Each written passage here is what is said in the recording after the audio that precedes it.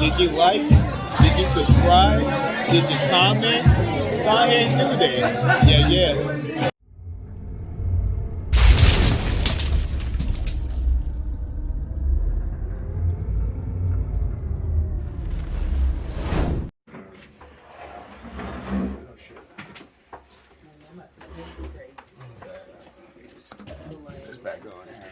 It's a packed day. New Neandertalk Podcast with Talk. Yeah.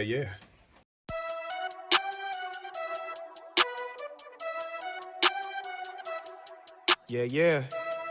A first impression means everything. You only get one. Time is money. Let's go.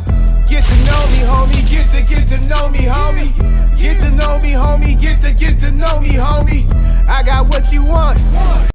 I'll do some tequila. I'll partake. Yeah. A water. Are you doing your juices today? Man. I'm gonna go with that Modelo Negro. Let's get it. That's what I'm saying. I ain't able to do that mug like that.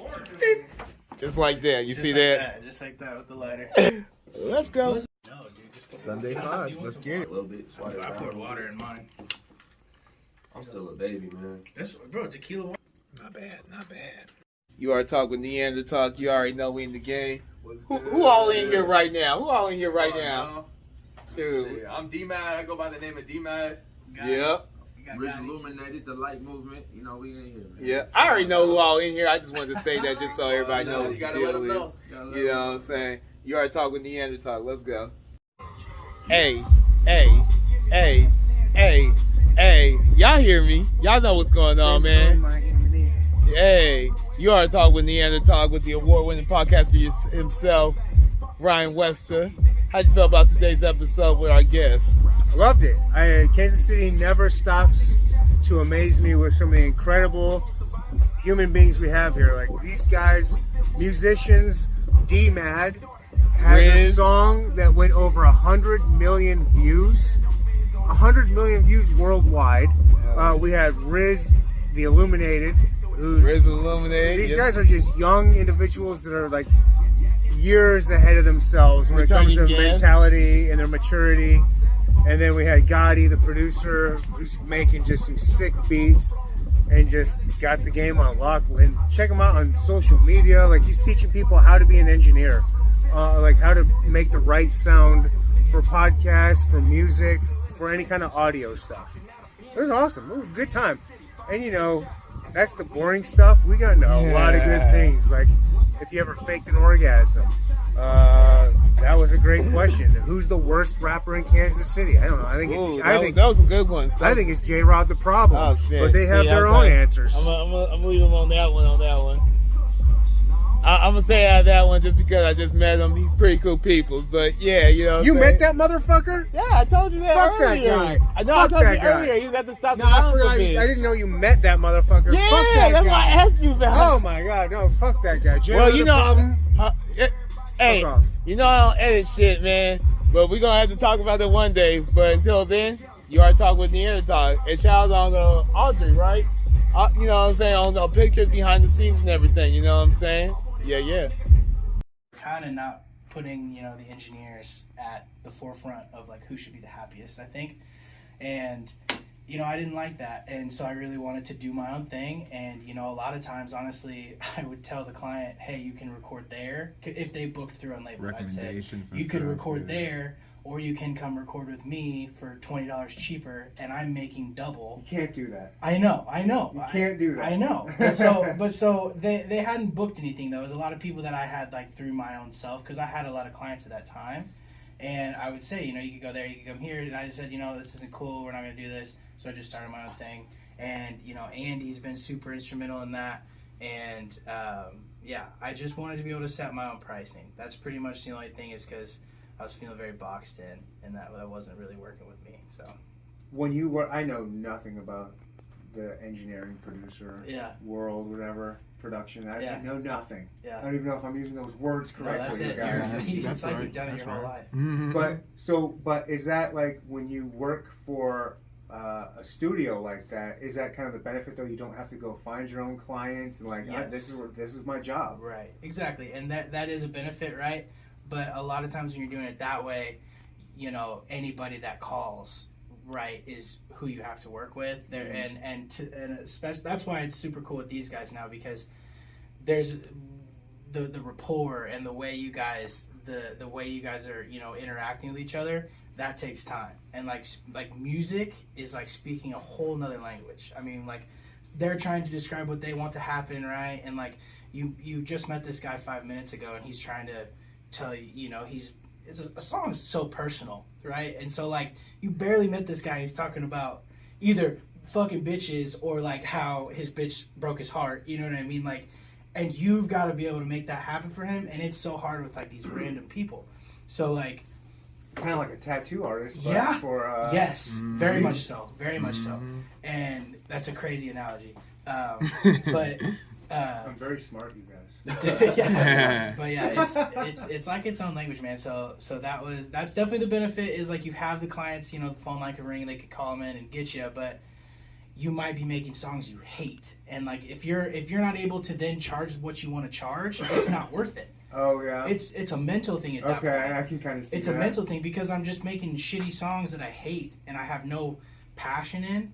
So like doing it my way and getting, you know, clients like this, I don't even think these guys aren't clients. These are my guys. Right. Like it's not like a hey, almost like a band kind of. I mean, like, kind of, you know? yeah. And like Yeah. and it's the development of, because if you were to listen to something that these two guys made when they first, you know, started coming around, it's totally different. I'm not saying it's because of me, but like they've been able to expand because like they have a space to do this in, and like we've built that rapport at this point.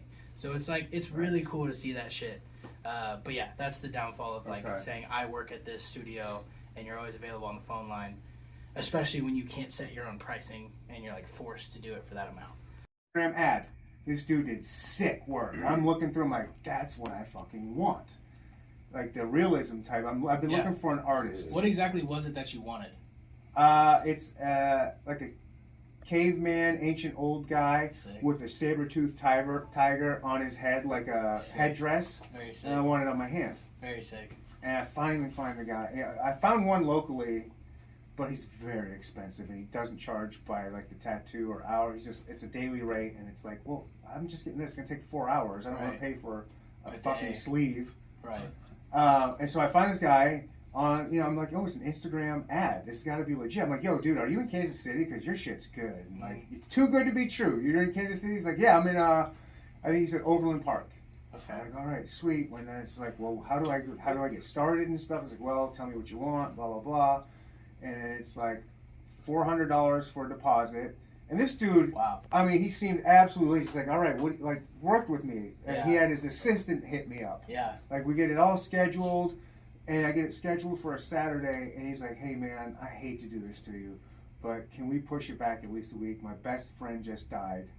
He committed suicide. Oh, I'm going to go help out his family and stuff, and I was like, dude. Yeah, I was like, yeah, of course. He made like, you feel please. bad for it. Yeah, I was like, of course. Right. Like, I've been waiting course. however long for a tattoo. I'm not in a hurry. Right. I'm not, you know, Right. I'm a patient fella. Yeah.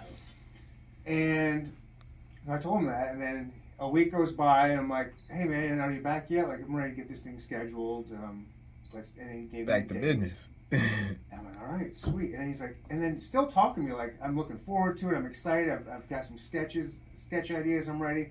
And he goes, I'm also sponsored by this cream, tattoo cream, like a numbing cream. Yeah. And he goes, do you want that? I'm like, I don't What? know. Yeah. Good, I right? haven't got the tattoo yet. It's for before you get tattooed. You put the numbing you cream put it on you so it doesn't hurt. Shit, okay. Yeah. I'm It like, doesn't hurt. I don't know, man. I'm just getting a hand tattoo. It's gonna be 4 Yeah, hours. I'm doesn't sure I hurt can that bad. handle it. He's like, all right. And then the date comes up. It was a couple Sundays ago, and I hit him up. I'm like, yo, dude, I need that address. Send me Nothing. the And ad. I wait for a few hours. I'm like, Yeah. hey, bro, are we still good today? Yeah. Nothing. I go to his account. It's I'm gone. blocked. Wow. I go to my other account. He Oh, you blocked me already on sent the that one bread. too. I sent email. Yeah. Blocked. He Wow, got me. He dude. fucking got me. Damn. Wow. He got me. That's 400 bucks. crazy. I'm I mean, sorry to hear that. I totally can see The how Wolfpack Inc. or the Wolfpack Inc. LLC. You can go on TikTok. Of course, now I find this out.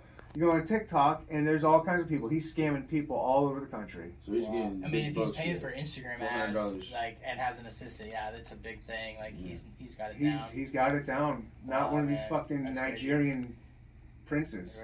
Right. Can I recommend one to you? Yeah, but yeah, He's real. He's very real. He just did. I'm very this picky. Shit. He just did this shit. I like that, but that's not what I'm looking for. I know, but he does. I want realism. He does. Well, okay. I don't know about, like, you mean like if you took like a picture of someone's face and kind of. Well, I mean, his name's Flesh Reaper. His name's Chris, actually, but his Instagram is flesh.reaper. Dude is crazy with it. I'll check him. What some people would say, man, but they're still out there hustling and grinding and putting on shows and putting on albums and like, is there like compare those two and what's the difference and like, do you guys look up to them or like doing your own thing? Because there is a difference. I think looking up to the classic people that have done it before us is definitely. I'm not even talking about the ones that have done it, like the ones that are still doing it. Oh yeah, that are trying to. Like, you know what? The thing is like if you're trying, you're doing something. You're making movement within yourself. If it's something that you really love, like whether it's making music or gardening or whatever it could be, cars. It's like this is what you love, and you're gonna get better as the persistence keeps going. The things you're gonna learn from the hours that you spend on it. If I see somebody that's 55 going out there, saying making a rap album, I'm like, I'm gonna tap in because I'm sure the bars and the storytelling is something that I really want to be a part of. Mm-hmm. Same thing with our generations, and I feel like it's like we get inside of ourselves. And we go out here and we hit our targets by creating. You know what I'm saying? We hit our targets by feeling. And like kind of going back to that TikTok thing, it's like when people try to make something happen, I feel like it never happens. You know what I'm saying? When you're in a flow, it just like goes. And I don't know. I applaud anybody that's on their craft right now, whether it's podcasting, music, whatever you're doing, acting. I don't care what age you are. Continue to keep striving, man, because at this point in time, man, this is you. Yeah, I think. He was supposed to recreate the. Was he supposed to recreate the CAB? Go ahead. Dude, I'm here, bro. I might need you to forward me that. Yeah, I'll resend it. So I'm not gonna I won't name any names specifically just because I don't genuinely if you're out here trying to well, then you're not keeping up with the balance, and I'm calling you out. Every yin has its yang. But here's all right, give me some yang, Mr. Yin. Let's go. Not even Mr. Yin. I'm not even. Man, I don't even know because it's so subjective, man. Like people make different kinds of music for different people. Subjectively, who sucks to you out here? I think it's like a group of people, man. For me, I'm not gonna come out and say they're trash because some of them have some songs that sound cool, but I'm not really behind the violence in rap. I don't like straight up anybody who's kind of putting that shit out. And I feel like a lot of times Kansas City, you think of Kansas City rap, it's kind of what you think of. Killer City. Right, like violence and things like that. I wanted, what. And, it's entertaining, you hear this shit in the club, it sounds cool, the 808 smacking, it's like funny lyrics and shit like that, but, let's really think about how that's influencing people. Let's think about how, people's actions are a result, sometimes of what they hear and what they're influenced by. I feel like even his negativity is positivity. My thing is, though, is if you, at the end of the day as an artist, I feel like you have a responsibility to use your art to influence the world in a specific way. And I feel like people who, appeal to that kind of music aren't using their responsibility in a proper way. I feel like they're influencing the world in a more negative way. And to me, that's trash. Okay. Right. I'm not going to come out and say any specific names because, I feel like that's honestly the majority. Because they're the violent ones that are coming out, you're afraid. You get what I'm putting down? I'm not involved in any of that stuff, and I'm cool with not being involved in any of that stuff. If that's the sound that Kansas City wants to run with, I'm forever grateful for, what Kansas City has done for me in terms of giving me a place to live and the people who are here. It's incredible, but I'm cool with not necessarily being known as a Kansas City rapper. Because at the end of the day, the message that I'm trying to push is a global thing. That's something that everybody can, hear and listen to no matter what culture they're a part of. The whole violence thing, man, What's good to everybody? Appreciate everybody checking out the vlog. Don't forget to like, comment, subscribe, and appreciate y'all sharing too. Yeah.